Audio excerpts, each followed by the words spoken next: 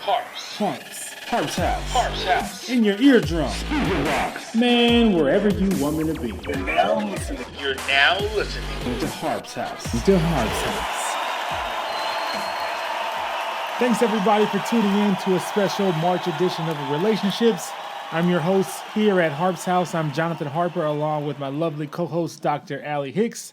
Now, this is her third appearance as a co-host at the crib, also known as Harp's House. So make sure you go back and listen to the other two episodes on relationships and all that kind of good stuff, because she's here to help you get through things. Now, Dr. Allie is an entertainment and a mental health expert with her Ph.D. in clinical psychology from Loma Linda University, and she specializes in consulting and coaching among other things. In other words, she's trying to help y'all get your lives back on track, Sway. Get it together. All right, now we're gonna run straight out the gate like Usain Bolt at the Olympics. Now, I had a listener email me with the following situation. She was seeking our advice. She said she needed some advice on the following situation. She said she's dated a guy for a few years on and off. He just couldn't keep it in his pants. He seemed to cheat on her a lot, and he said, I'm a changed man. I really want to get back with you. I want to make this situation right. You're the only one I want to be with. I want you to be the wife to my wife, and I want you to be the mother of my kids. But there's a big but. He says, I want you to know that I have no intentions of cheating on you. But if the situation does come up, I want you to know, and I want to know that you're going to stick it out for me, and you're going to be there for me as my wife, and you're not going to just break up our relationship. So we coming in hot. What do you think about that scenario? Sheesh. Number one, I'm not in the act of giving too much advice to people, all right? I think that people should be able to make their own decisions. But I think that people are creatures of habit, and you tend to do what you're used to doing. So he's cheated before. Correct. He's telling her, I want to marry you, I want to have kids with you, but if I cheat again, I want to know you're going to stay. I don't see why in any universe he would not cheat on her again. Really? I don't see why in any universe. So just because he said, I want to marry you and have kids with you, all of a sudden that means he's actually not going to cheat. I think that, honestly, I think getting married and having children would be irresponsible. On her part? Yeah, because she knows who he is. He's proven himself to be who he is. She knows who he is, and it's up to her to make that decision. If she wants to, have kids with a man that might not be faithful to her, has not been faithful in the past, and has said, please don't leave me if I'm not faithful in the future. Do you respect it at all for him being honest out the gate like that, though? When I read that, I was blown. I was like, wow, I've never heard of a man saying, if I cheat, I need you to know that I really want you to stay. Like, I've never heard of something like that. I don't look at what he's even saying as honesty, because I feel like if he was the man who never cheated, and he was just broaching the subject with her and talking with her about this openly, I think that is honesty. To me, this is him hedging his bets, trying to have his cake and eat it too.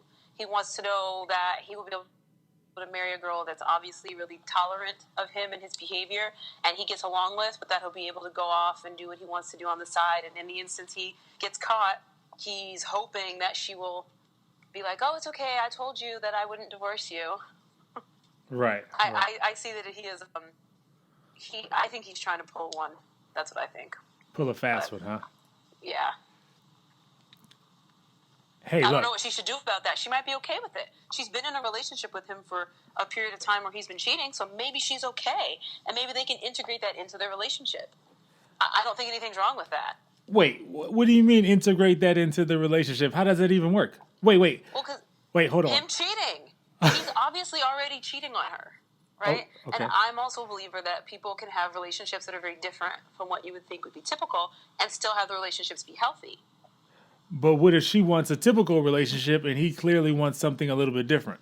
Then she needs to sit down and really figure out what it is she wants from her life and from her marriage and what she wants her future to look like. And if she wants to be with someone who's going to be 100% loyal to her, then he might not have that ability. Gotcha. Hold on one second. Hold on. Allison. Yeah. You were breaking up a little bit. Are you Oh, moving? good. I'm trying not to. Okay. Okay. Okay. All right. Okay. Well, so let me. I just wrote a time where I can put this together in editing. Okay. All right. Sorry. All So right. that's okay. So we're gonna hop back in. So you think that, like you said, she needs to kind of figure out what she wants out the relationship, and then respond to the guy because he presented this scenario to her, and she's just wondering. She has no idea how to even respond to this. Yeah, absolutely. I think she needs to sit down. She needs to take a few moments, however long, a day, an hour, a week, who knows, and really figure out what she sees, who her husband's going to be.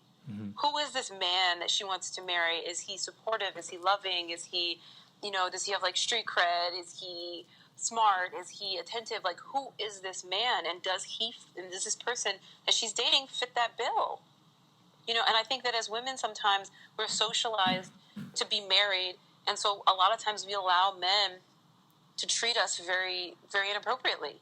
And we Right. allow men to get away with a lot of things that are not okay because we feel like we have to be married. We have to be in a relationship.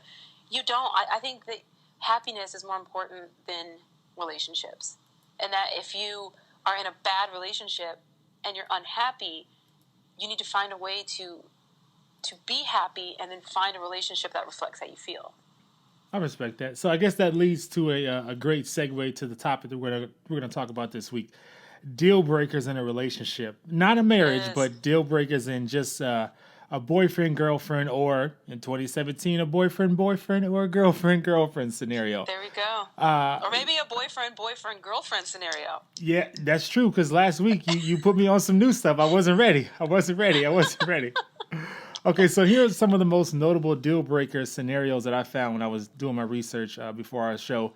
And now, in no particular order, here's number one. What if he or she can't seem to back the other person up, like on their economic endeavors, on their career endeavors? What do you think about that when a person just feels Oh, like that? You don't have my back. that's a kind of a good one. So wait, when you say career endeavors, you mean like maybe like I want to start a business and I want my boyfriend to kind of like be on my side and like help me start this business, or what do you mean? Or like, say I'm working in corporate America and I want to start a smoothie company, and I want to quit my job working in corporate America, and I want to sell, like I said, smoothies or Jamba Juice on the corner. I want you to be behind me. But what if the mate's like, I don't know if that's a good idea, but the guy's like, yo, you're supposed to have my back. I think that that's a hard one because I think it really depends on the couple, right? Like if you have this idea and it's a really poorly put together idea, and your partner is like sitting down like, okay, let's rethink this, like let's really sit down and do whatever, I view that as her or him having your back, and they're trying to make sure that you don't ruin your future. But if they're just like, no, I like the lifestyle that you provide, and I actually don't want you to be happy. I don't care if you're happy. Keep working the same horrible job as long as you can take care of me. That's different. Right. So I think it really depends on like the intent that the person has and what their motivation is and kind of what they're actually doing. Gotcha. What about if he or she seems to flirt too much with the opposite sex? What do you think about that one? How do you explain to your mate, like, yo, I just feel uncomfortable because you're just a little too friendly when we go out? I think you could say that. I think you could say that. Because I think it is really about finding. I think dating, the act of dating, is to find someone whose values and morals align with your values and morals. Right? And if you're a person who feels like, flirting and being flirtatious with the opposite sex is inappropriate, then you would hope that you would find someone who kind of functions in the same way. And so hopefully you'd be able to just be honest and know how your partner, communicates. Like, for example, me and my husband communicate a lot through, like, jokes. Right. So I feel like I would kind of, like, for us, if I, like, made a joke about it, it would go over fine. But for some other couples, you make a joke, and it's, like, the worst thing you could have ever said. Right. So I think it's about figuring out how to communicate with your partner, how they like to talk. But what about, some people, it could be guys or girls, they feel like, I can change that person. I'll just show them that this could be done a little bit differently, and we can work through it if I just kind of change them here and there, and I tinker with it instead of trying to find somebody that's already ready-made to take home and marry. Oh, you know how I feel about that. What do you think? Yeah, I do, but some of our guests Oh, don't. yeah. You can't change an adult. I have the strong belief that change is possible, but Okay. change is very difficult. It has to be something that you're very motivated to do, and you have to have a very clear view on what it is you're changing and what it is you want it to look like, because you're going to have to constantly change every single day. You know, like they say, like an addict says, I'm always an addict. Right. I'm just an addict who's not currently using. Because that's how change works. You're always a person who does the things you used to do. You're just not currently doing them now. Yeesh. So is that the same as like somebody who cheated saying I'm always a cheater, but I'm just not cheating right now? In a way. Lord. You're a person who's okay with breaking your vows. You're a person who's okay with breaking your responsibility. You told someone, somebody handed you their heart. Right. You held it in your hands and you threw it on the ground. You dropped it. Maybe you accidentally dropped it. Maybe you purposely dropped it. But whatever happened, you damaged that person's heart. That's heavy. And that doesn't go away. It's something that can be forgiven. It's something that can be worked through. But it's not something that can be erased. Right. I guess that kind of goes you always have with. to think about that. Right. I guess that goes with the whole theory. Like I can forgive, but I'll never forget. But those things are so closely aligned. It's almost like they are always together. Forgiveness and forgetting? Right. Like when people say like, I can forgive you for this, but I'll never forget. But to me, that comes across as like, it's always in the back of my mind. So it's like, well, what's the difference? Well, because, I look at it like this. I think emotions are hard for people to understand because they're abstract and they're not physical. Right. You know, like if you're playing football, you get hit, you break your knee, right? Or let's say you break your right below your knee, right below the patella, and you have a compound fracture and the bone comes out of your leg. Jeez, right? that was gruesome, but okay. I know, but so it heals, right? The bones heal, but you may always have a scar on your leg. Right. You will always remember, you might have a little limp for the rest of your life, you might not, but you will always remember that scar. It doesn't hurt anymore. The wound doesn't bother you. It might not bother you other than maybe like on a rainy day, and that's how our emotions are too. Right. So someone cheats on you, and yeah, you might go, when it first happens, it hurts a lot. You feel it every single day. And then the longer it is, you feel it less. And then if that person does something to, help you heal, you might heal a little faster. But every once in a while, something pops up, and you just kind of remember it. Right. You're like, oh my God, he did cheat on me 5 years ago. Yeah, right. Like that happened. And we can't ignore the fact that we do have emotional scars. So I guess... And that they're very real. So time heals all wounds, but it doesn't erase any wounds, I guess you would say. Doesn't erase them. Absolutely. Gotcha. I have wounds on my legs from when I was like 5 years old. Right. We all do. They don't go away. Gotcha. They just get smaller. All right, here's the next one before we take our first quick break. He or she lies all the time for no reason, either big or small, and I can't get over it. What would you tell that person? Deal breaker. I'm sorry. I'm trying not to be too harsh. But like lying, no, that's hard. That's a hard thing to keep in a relationship. Even small white lies? Why? Like, why do you feel like you have to lie to me, even if it's about something small? Because I kind of feel like if you're a person that's okay with lying, you're okay with lying. But have you seen those stupid Instagram memes the last couple of weeks that says like, what man loves his woman more, the man who lies to her to protect her feelings, or the one who tells her the truth and breaks her heart? But I think like it depends on what the lie is. Like, so if you've cheated on your wife and you think the lie is the problem, like, oh, but you lied about it. No, the problem is that you cheated, right? Right. So is it that you're not telling me, like, oh, you look fat in that outfit? You're like, oh no, girl, you look great. Because in all honesty, I would hate that. I want to know if I look bad. Tell me, please tell me, so I'm not walking around town looking bad. But no woman wants her man to be like, babe, you look fat as hell in that. I don't think that no woman really wants that answer. But if you're walking around looking fat as hell in something, would you rather that? I would rather my husband be like, you know what, girl, I like you so much more in these other pants. I think that's one thing we've forgotten is that there's ways to tell people things. Yeah, that's true. There's a way of shaping the truth. You don't have to say, bitch, you look fat. True. I guess there's a way of shaping the truth, or I guess you would say another option. Exactly. My husband's hip to it now. I'm like, why don't you try on that other shirt? And he's like, yeah, you hate this shirt? Clearly, because every time I put it on, you always recommend another one. But I guess you would agree that the lie also makes a big difference. Because Chris Rock said this a long time ago. He's like, men lie more, but women have bigger lies. He said men will be like, you look great in that. But a woman will be like, this your baby. So, so they're both lies. But one I can't is. speak to that. I have no stats. It's true though. I feel like men do little stuff. Like he said like a man's lie could be like, I'm going to hang out with Johnny, and then like he said, a woman's lie would be like, it's your baby. So they're both lies, but it's just on way different levels. You don't think so? Men have lied about their children too. True. Men love lying about who their kids are and who their kids aren't. True. Fair point. Well, let's take a step away. Let's take a quick time out. And we'll be back here at Harp's house. I'm your host, Jonathan Harper, with Dr. Allie. We'll be right back. We're back at Harp's house. Thanks for sticking around. Thanks for tuning back in. And again, thanks for forwarding this around to your friends and family. Again, I'm your host, Jonathan Harper, along with my co-host, Dr. Allie. Dr. Allie, tell some of our guests, our friends, our family, where they can find your work at. Absolutely. You can find me on all social media platforms at Dr. Allie Hicks. That is DrAllyHicks. And also at drallyhicks.com. DrAllyHicks. Now, what if some of our lovely guests have questions about, their relationship and they need some advice? Would you charge them? How does that work? How does that work if they're not in the same state and they need some help? Listen. If they're not in the same state and I just need a little chit chat, we can of course just communicate back and forth and just chit chat. Nothing too deep.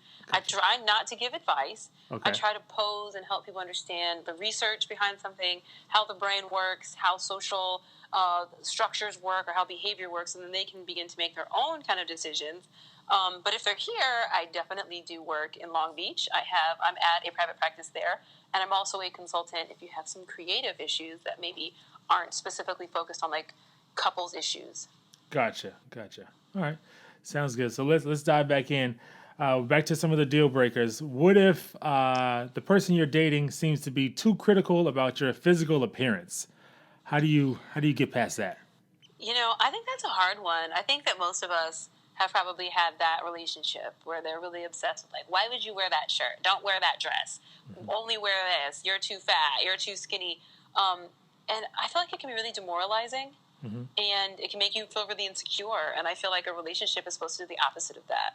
It's supposed to build you up. It's supposed to help you feel more loved, more secure, more confident. And so I feel like if you're not feeling more confident, then that might be a deal breaker. So what advice would you give to a young lady or a young man who wants to tell their significant other, like, hey, you're kind of a lot. Like you're kind of always harbored on my physical appearance. How do you tell them to kind of back off or learn how to phrase it differently? What would your advice be to that? Like, I think that the number one thing is try, when you want to have conversations about what you want your partner to change, it's always good to do that when you're not feeling an emotion. So, like, if they've just said something to you and it's gotten you kind of feeling all the feels, mm-hmm. don't talk about it then. Okay. Because you may say something that's a little bit harsher or a little bit less well thought out. Okay. Not as thought out. And so I would say, like, find a time when the two of you are both in a good mood. Like, prepare. So first of all, figure out, like, kind of how your partner communicates. Sit down, kind of, like, write out what you want to say, and then find a time when you guys are both in a good mood. So, like, maybe you guys are eating, maybe you guys are on a walk, maybe you guys are playing basketball. Whatever you're doing, like, you're both in a good mood, and bring it up in a way that's, like, not too imposing. Okay. Just kind of like, when you tell me that I'm this and this and this, it kind of makes me feel sad. And focus on yourself. Because once you start saying, like, you do this to me, you do that, then it opens up an opportunity for your partner to feel defensive. But if you really focus on, when this is said, I feel sad, I feel embarrassed, I feel less than perfect, I feel, it's hard to tell somebody that their emotions are wrong. Okay. And so that's one way to kind of keep your partner from becoming defensive and being like, well, but last time you did this and this. It's like, but no, but this is me, this is right now, and this is how I'm feeling, and I just wanted you to know that this is how I feel. Gotcha. Make sure you all are taking notes, because this is a lot to process and it's a lot to take in, but it's all good advice. All right, let's move on to the next one. What if the person you're dating seems to just disappear and not tell you where they're going. Like, how does that work? I think it depends on how long you guys have been dated. So, for instance, if you guys have been talking for 2 weeks and they disappear, they can disappear. But if you've been dating for like 3 months, 4 months, and they disappear, then we got a problem. What you think? Yeah, I feel like the whole ghosting experience to me, it's unnerving. I think that a key of relationships is consistency. You want to know that that person is consistently on your team. That person is going to consistently be around and treat you like an equal consistently. Right. And yeah, if someone just kind of disappeared on me, wow. Like I don't know. I feel weird, but like in my own relationship, like I kind of always know where my husband is in general. Right. Like one time I didn't know where he was, and he was kind of like coming home, and I was like, "Oh my god, like he might be dead. What am I gonna do?" Right. But yeah. So for me, that would be hard. But I think for some people, they might not mind it. That might not be a deal breaker for them. Gotcha. What if a person's significant other seems to scold them or like talk down to them in public? Oh, I'm not a fan of that. Yeah, no. Yeah, I know you don't play that. I do not play that at all. So would you son your man in public, or would you wait and be like, look, never. Don't ever do that again? I would never, ever do anything like that in public. I think that is, I just think that's very disrespectful. Mm-hmm. I feel like it also presents your relationship in a way to people where it makes it difficult for them to accept your relationship. Right. And that it can cause problems with your friends and with your family. And I also think it creates more animosity than is necessary. You could probably have had a really effective conversation. Right. That's true. Because like you said, if you're talking down to your mate in front of your friends and family, they're going to think that person's weak or vice versa. So it just doesn't help. I guess you would say the dynamic in the long run. Yeah, and I just think it's nobody's business. It's my business. That's real. What about, and last but not least, what if your mate has a drinking problem or a drug problem? They love the booger sugar or the mollies. What would you do? What would you talk to them about? See, I just had a conversation with somebody about this. So See? for me... Drop one of Clue's bombs for just having this kind of conversation. Go ahead. Yeah, I just had this conversation. For me, Dr. Allison Hicks, I'm not comfortable with substance use. That is something that is very difficult for me. So that is a big deal breaker for me. But I feel like this. I think it also depends on your own habits. Okay. And how this person was when you met them. Right. That's real. If you met them and they were an addict and you were an addict and you guys were okay with being addicts, then there's often difficulty when one person decides to stop being an addict. Gotcha. Because they're going to want to use when they're with their partner. Gotcha. Right? That's using. So that's one thing. But if they never used and maybe something really traumatic has happened and now they are utilizing substances as a coping mechanism, mm-hmm. then in that circumstance, I could see maybe waiting and trying to see if you can get them to treatment, trying to see if there's something you can do to get them kind of like back to where they were before. What about being something? There. Go ahead. Mm-hmm. No, sorry. Go ahead. I was going to say, what about something a little bit more, I guess you would say, common? If somebody just seems to drink a little bit too much, or they don't know how to control their drinking, or they don't know how to chill. They go past tipsy to drunk when they're out. Like, how do you deal with that? I think that's also something you have a conversation that's well thought out that you have when everybody's calm, because it's hard to be the person with the partner that's always really drunk. Right. And might say things in public. This can kind of become every deal breaker we've talked about tonight. Right. Right? You can end up being the person that gets drunk and goes out and cheats. You could be the person who lies when you're drunk. You could be the person who argues in public when you're drunk. Like there's so many things that can happen. And so I feel like if your partner's not comfortable and this is what you want to do and they don't want you to do it, then that might be a deal breaker. You're two very different people. You have different values. True. You're just dating. Yeah, again, like I said, like you said, they're just dating. It's not marriage. There's no piece of paper. You didn't jump the broom. It ain't in front of. No. It's not in front of. Let it go. There's so many people to date. There's 7 billion people on this planet. But people are creatures of habit. They don't want to go into the whole, like, what's your favorite color? Where are you from? What do you do? Some people don't want to go back into those type of questions. I understand that. And, I think that might be where individuals need to look at themselves and say, so is my level of discomfort in this relationship enough for me to move on? Or am I okay with being uncomfortable? Mm-hmm. Some people are okay in bad relationships. Right. And so that's just kind of one thing I feel about that. But Right. yeah, I don't know. I think that it's always good to be flexible and learn to be flexible and creative and find better fits. Gotcha. So like you said, if the shoes don't fit, don't buy the shoes, just get a new pair of shoes, right? I think you said that on one of the other ones we talked about. Yeah, my mom always told me that men are like shoes. You try them on. If they don't fit, you never try them on again. Mom's is a savage. She's not playing around. Yeah, she's savage. She also said, only dogs return to their vomit. Once you cast somebody out, they're gone. Oh, man. Sheesh. I've never dated anybody twice. Ever? No. Dang, that's real. No. That's real. All right, well, that's enough for this episode of Harp's House. That's more than enough for you guys to talk about. Again, talk about your coworkers, your friends, and your family. Forward this episode out to everybody that you know. Again, thanks for listening. I'm your host, Jonathan Harper, along with Dr. Allie Hicks. You can follow us on Instagram. You can follow me at I am Harper. That's IamHarper.com. Same thing with Twitter, I am Harper. And also you can follow us in terms of the podcast on iTunes and the Google Play Store. That's Harp's House. Again, that's Harp's House. And if you want to email us any of your scenarios, any questions, comments, or concerns, we're here for all of it. It's harpshouse1@gmail. Again, that's harpshouse1@gmail.com. And Dr. Allie, give them your social one more time. All my information is at Dr. Allie Hicks, DrAllyHicks on all platforms, and it's drallyhicks.com. All right, thanks again, and we'll see you guys next week. Take care.